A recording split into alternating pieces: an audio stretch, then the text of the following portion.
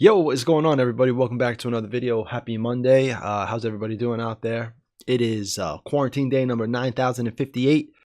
Don't sweat my beautiful look that I have going on here. My hair, I know, looks fabulous as always. So I wanted to discuss today basically next-gen consoles and what gamers should expect or what we should require from developers with these games.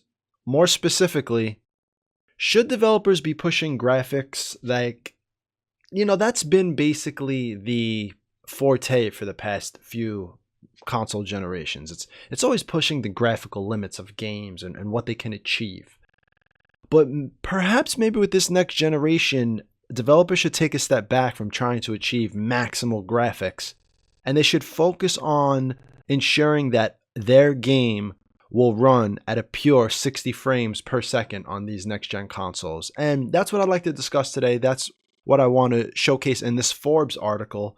And right off the bat, I'd like to err on the side that I think developers should really push for 60 frames per second as being the norm for all games on these next-gen consoles. I don't think the frame rate should take a hit just to make the game look a little prettier. Now, let's get into this article. It explains some things, and then we could discuss it.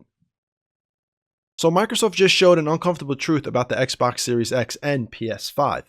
We've now seen the first showcase of next-gen gameplay, which was at the Xbox Series X live stream event. I know a lot of you tuned in. I made a couple of videos on it, discussing some things that I didn't like about gameplay, especially with Ubisoft. I'll link it up here. I have a video on it. You can check it out if you'd like.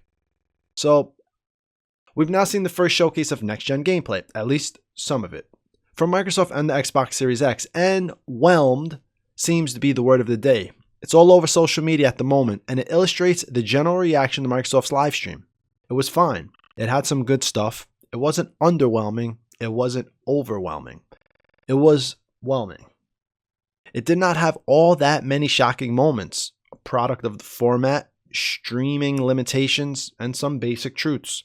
But even though we've got bigger games yet to come, Halo Infinite needs to do more than whelm, and PS5 should have some heavy hitters out there, it also raises a basic truth about the next generation of consoles that's going to be tough for the people selling them. And I think it's more tough for the people creating for them than it is for the people selling them.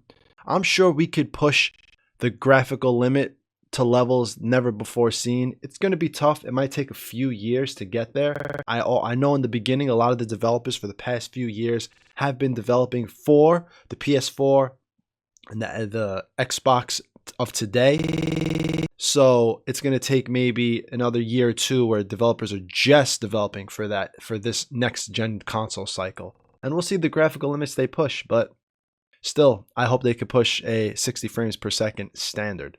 It's all about diminishing returns. For years, manufacturers have relied on shiny new graphics to sell new consoles. But that's been getting harder for years. Graphics will improve with the Xbox Series X and PS5, that much is true. But they'll improve in ways that are easier to see in a slowed down side-by-side shots, and that's a problem. Diminishing returns have been with us for a couple of generations now. Arguably, the most dramatic leap forward in graphics came with the PlayStation and Nintendo 64. With the dawn of the 3D era. And I remember that era distinctly. It really was breathtakingly amazing. And just, it was such a revolution, such an evolution of gaming when you went from Sonic 2D games to Lara Croft Tomb Raider 3D games and these immersive worlds that we had at that time. If you were alive and gaming during that time, well, I'm sure a lot of you were alive, but some of you might have been too young to be gaming at that time. But being a teenager gaming at that time, it was amazing. It was something that I feel like these younger kids will never get to experience, to see the evolution of gaming going from Nintendo to what we see now. It was a true experience. But let's continue. There was no question about what you were getting here. Here was Mario, suddenly rendered in 3D, running in all directions. The PS2 was a little less dramatic, coming from the PS1, but still impressive, which it was. I still remember my mouth dropping when I first played Tekken Tag Tournament, which is still not such a bad looking game. From there, a familiar pattern emerges, and this is the pattern we're really discussing right here in this video. The Xbox 360, PS3 delivered noticeable, impressive improvements, but not such a big leap from what we saw from the PS1 to PS2, or from Nintendo or Sega Genesis to the PS1 or Nintendo 64. Ditto with the Xbox One and the PS4. At launch, the games looked good, but not quite staggering. Rise, Son of Rome delivered some impressive character models, for example, but it did so with some pretty intense gameplay limitations that made him harder to appreciate. Killzone Shadowfall on the PS4 was a first-person shooter that was a little more impressive than the first-person shooters we had seen before. This is very, very true. So that brings us to the PS5 and the Xbox Series X, of which we've now seen the first moments of gameplay.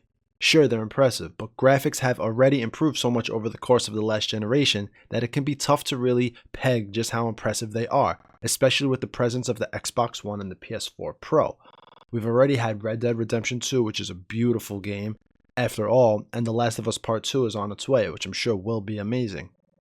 The colossal effort required to make a game look quite so beautiful means that few can reach quite so high.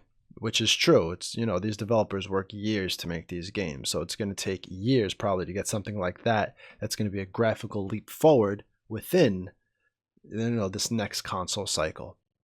You see this reflected elsewhere. Years ago, every game had to chase ever-improving graphics because that was such a big part of marketing landscape. Now, drop-dead graphics are really only a selling point for a small number of gigantic AAA games. And the biggest games in the world typically get there with the more constrained visuals that allow them to play on a wider range of devices. Fortnite looks nice on a high-end PC, but for most players, superior hardware for that game is more about better performance than better fidelity. Some of the most popular games in this world are 5+ years old and or even older, and they clearly don't look as technically impressive as their modern counterparts. People are fine with that. The Xbox Series X and PS5 will be great for games in all sorts of ways, from loading times to performance, which is a big leap that we probably will see with this next-gen cycle, with loading times and things like that, and what developers can do with rendering things on screen and the time it takes to do that. So that's going to be good for developers when creating their games. Quality of life improvements and what looks like an experience with a lot of pain points smoothed out. Developers seem excited, and that's exciting. Eventually, it sounds like they'll also be able to make a huge leaps forward in how they present seamless worlds, more complex simulations, and all sorts of other benefits of more powerful hardware. But it's all just hardware to show, and that makes selling these things harder. I get the feeling that both Sony and Microsoft are ready for this. They're pushing ecosystem over individual machines, and they have a ton of ways to make money beyond hardware sales. But it's going to make the launch of these new machines feel different than what we've had in the past, more similar to the launch of the PS4 Pro and Xbox One X than that have on the Xbox 360 and PS3 say. There's still time to bring the heat, and rest assured the heat will be brought, but the specter of diminishing returns isn't going away. So, first off, like I said in the beginning, the issue here is developers need to program for frame rates. If you can have a game look like a PS4 game on the PS5, but run at 60 plus frames per second, that's the win you need to look for. That's the direction you need to strive for. That's the development process you need to push. Because I don't think the water looking a little more realistic, or a few more polygons in the face that give facial animations more realism to them, I don't think that's going to woo players as much as seeing a console push 60 plus frames per second and being able to take advantage of new hardware as monitors or televisions or whatever you use to play your games. I think it would be really nice to have your 60 hertz monitor or your 120 hertz monitor. I know it's not going to be 244, but imagine playing 4K at 60 on these new consoles. I don't know if that's going to be the norm. Maybe 1440p. Hell, even if it's 1080p at 60 frames per second, that will be a huge plus. Now, I know it's going to be more than that. You could render these games at various resolutions. So I think people are going to want to push their frame rates when playing these games. I think gamers, in my opinion, would prefer to have the frames per second upped to at least a minimum of 60 in their games in this next gen console cycle than to have, the graphics be a little bit higher. I know myself, I have a monitor, 1440p monitor. If you're running a 4K monitor and you want 4K resolution to be the standard, let me know in the comments. Are you willing to have 4K at 30 frames per second? Like, is that what you want? Do you want the developers to push 4K resolutions in their games at a cap of 30 frames per second? Because I know I don't. I don't have a 4K monitor. Even if I did, I still don't think I would care. The 1440p works for me just fine. Even if I had a monitor that was 1080 and crisp, I would prefer the 60 frames per second. Hell, I'd prefer the 120 frames per second to match up with the monitor's, frame rate tick. So there are tweets like this from the Grounded Gamer. Millions of us gamers are hoping that all games coming out next generation will hit at least 60 frames per second on the PS5 and Xbox Series X. If you're developers pushing graphics over frames, please give us gamers options. So now this is another conversation that's to be had. Will developers take the time to ensure that they will give their players the choice of, hey, do you want high graphics? Well, you're going to take a frame rate hit. Or is it just going to be standard? You're either, this is what you're getting and this is what we're giving to you. In my opinion, if you're going to give us options, that's great. If not, I'm in the camp of pushing the frames over the graphics. Piggybacking off of that, I retweeted Grounded Gamer and I tweeted myself, if devs push graphics over frames per second next gen, they're doing it wrong. Console games need to meet a standard of 60 frames per second on the new systems. That's the starting point. At no time should a dev team push the graphical limits if this standard frame rate takes a hit. 60 frames per second minimum. So, let me know what you all think about this topic. Let me know what you think about the decision developers should be making with pushing the graphical limitations of these systems, or ensuring that gamers can play these games at a smooth 60 frames per second or perhaps higher. What would you rather see? Would you rather see a game that looks breathtaking but still capped at 30 frames per second? Or would you rather a game kind of still resemble this console towards the end, Red Dead Redemption-ish, whatever The Last of Us 2 and Ghost of Tsushima is going to bring us? It's going to look beautiful, but it's not going to look like like, oh my God, we have a new console, so it should look amazing. It'll kind of look the same, but it'll be at 60 frames per second or more. What do you guys think? What would you rather have, in your opinion? Would you rather, are you a sucker for the graphics and you really don't care about the frame rates if you've been a console player for so long? Or would you like to see these frame rates really be pushed up and, the graphical limits go as they can be improved, improve them as long as the 60 frames per second standard is met? Let me know what you all think. Comment down below. We'll discuss it. We'll talk about it. I know for me, I never really felt the difference in gaming. I had played on the PS4 for so long, and the only game I was playing on my PC were older games on my older PC. Splinter Cell, Blacklist, and things like that. World of Warcraft, like that. Those were the only really PC games I had. Everything else I was playing on console. But when I bought this new PC and I bought Ghost Recon Wildlands on this PC after playing it on the PS4 for so long, I realized how important these extra frames were when playing at a smooth 60 at 1440p. I was loving it, and I was able to cap higher than that as well. But just that smooth 60, man, it's so much better.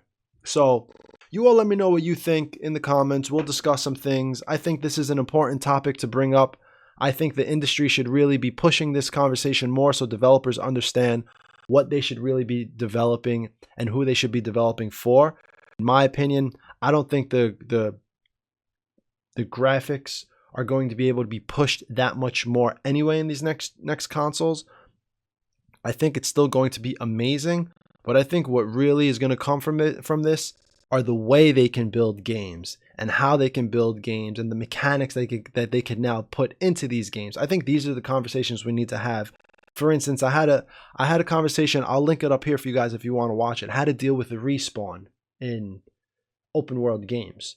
And a lot of these open world games, for instance, like Ghost Recon Breakpoint or any Ubisoft game, but we'll look at Breakpoint because that's the game I looked at in that video. As you realize, if you leave an area and you come back, enemies respawn. Well, wouldn't there be a cool way to deal with this respawn system with this new hardware that's coming out? It's a lot stronger. We're going to have a lot more memory to deal with. Is there a way to have soldiers realistically repopulate an area, maybe from respawn points where there's a big enemy base and they're flown out or driven to an encampment that you just wiped out, and that's how they repopulate an area. I think these are the conversations that should be had moving forward. Frame rates, graphics, mechanics, systems that are being built. I think if we get stuck in this, how's it going to look? How's it going to look? How's it going to look?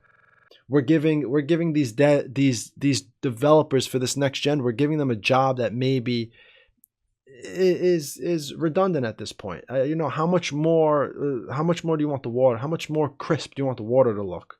Or you know, how much more beautiful does the world need to look if you're maximizing the frames at 30, if you're capping it at 30 frames per second? How much more beautiful are you going to get? Wouldn't you rather the game run more smooth? Wouldn't you rather they created better and new mechanics that they could utilize this new hardware with, rather than just focusing on how does the game look? How does the game look? How does the game look? Anyway, that's my opinion. I think that's enough for now. I was talking for a little bit. And so, yeah, hit me up in the comments. We'll discuss some things. Let me know what you think. And that is all for this video. Once again, ladies and gentlemen, thank you for stopping by. I appreciate it. Comment down below. We will talk about some things, and that is all. Everybody have a great week. Enjoy your Monday afternoon, Monday evening, wherever you're located, and I will see you all in the next video. All right, everybody. Peace.